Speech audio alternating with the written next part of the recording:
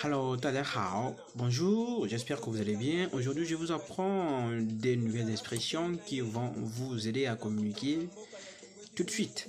Je vous apprends des expressions qui vont vous permettre de communiquer comme des natifs parce que ce sont des expressions que les Chinois eux-mêmes utilisent. Je vous dis souvent que lorsqu'on apprend une langue, il faut apprendre les expressions que les natifs eux-mêmes utilisent. Pourquoi? Parce que ça vous permet de communiquer sans équivoque dès que l'occasion vous sera présentée. Mais avant de commencer, je voudrais encore vous rappeler une fois que la langue chinoise est très importante. Aujourd'hui, la Chine est incontournable. La Chine est partout. Même si tu ne vis pas en Chine, mais la Chine, elle va venir chez toi, si ce n'est pas d'ailleurs déjà le cas. Alors c'est pour dire que la langue chinoise est très très importante. Et quand tu parles chinois, ça va t'ouvrir beaucoup de portes. Même si ce n'est pas pour tout de suite travailler avec les Chinois, mais si tu fais du business, ça va te faciliter. Rien que pour ça, c'est déjà un grand avantage. Quand tu parles chinois et que tu travailles avec les Chinois, travail ici, ce n'est pas forcément travailler pour les Chinois, mais tu collabores avec les Chinois et tu vas avoir un certain nombre de privilèges. C'est-à-dire, ils ne vont pas facilement blaguer avec toi, ils ne vont pas je dirais, manquer de respect. Comme ça. Par exemple, dans les chantiers où on voit les Chinois maltraiter les gens, je n'ai jamais vu un interprète ou un ingénieur qui travaille avec les Chinois qui étaient maltraités, mais ce sont toujours des ouvriers qui, je dirais, n'ont pas de culture chinoise, par exemple, qui ne connaissent pas grand chose sur la Chine et sur la langue chinoise. Toi, par contre, si tu parles chinois, tu connais un peu ce qui se passe en Chine, tu connais un peu leur histoire, leur tradition, leur culture et consorts, ils vont te respecter. Je sais de quoi je parle parce que moi-même, j'ai travaillé avec eux pendant longtemps. Donc, la langue chinoise, c'est une garantie, aussi quelque chose qui vous protège contre ces maltraitances-là. Aujourd'hui, je vous apprends le mot hao. Hao, auquel on va ajouter un autre verbe. Je vous rappelle que hao veut dire bon, bien, ce qui est doux. Alors, quand on ajoute un verbe, ça donne une autre traduction. Par exemple, comment dire délicieux en chinois? Délicieux, ce qui est délicieux en chinois. Un aliment qui est délicieux en chinois, on va dire hao chi. Hao chi, c'est-à-dire bon à manger, délicieux. Comment dire amusant, ce qui est fun, ce qui est plaisant, on va dire hao war. Hao war. Hao war. Répétez, mettez la pause, posez des questions si vous en avez. Alors, ce qui est agréable à entendre, c'est-à-dire, ça veut dire une musique, comment on va dire en chinois? On va dire hao tian. Hao tian. Hao, c'est bon, bien.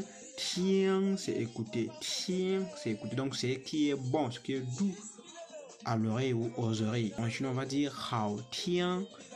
Hao tian. Je vous ai dit que hao veut dire bon. Et tian veut dire écouter. Tian, c'est écouter. Donc, quand je dis hao tian, ça veut dire c'est mélodieux. C'est bon à écouter. C'est bon à l'oreille. L'expression suivante, c'est bon à retenir. Ce qui est facile à retenir. On va dire en chinois, c'est hao ji. Hao ji. Hao ji. Et ce que je veux dire, les caractères chinois sont facile à retenir. Par exemple, je veux dire Hanzi hao ji.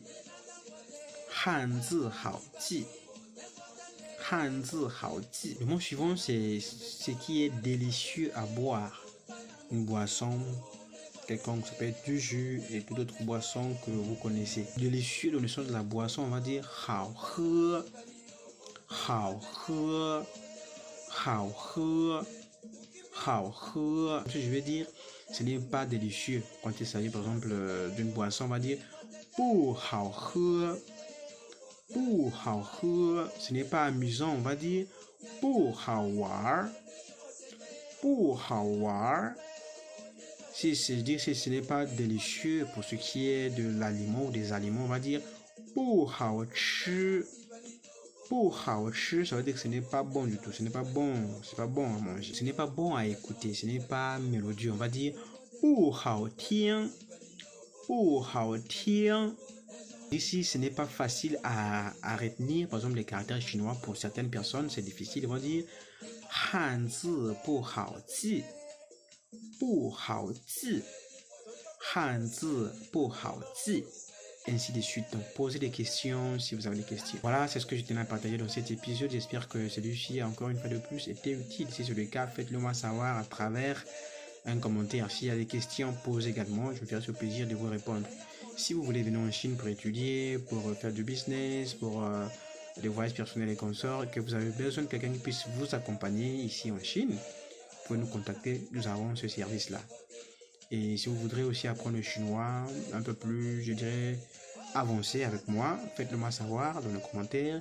Et je vous aiderai à apprendre un peu de temps avec des expressions faciles, efficaces, directement applicables pour vous permettre de communiquer dès les premières minutes que vous mettrez pied en Chine ou partout ailleurs où le chinois vous sera demandé. Et d'ici, portez-vous bien. C'était le chinois pour tous. On se dit à très bientôt. N'oubliez pas que la langue chinoise, c'est la langue de l'avenir. 再见，再见，再见。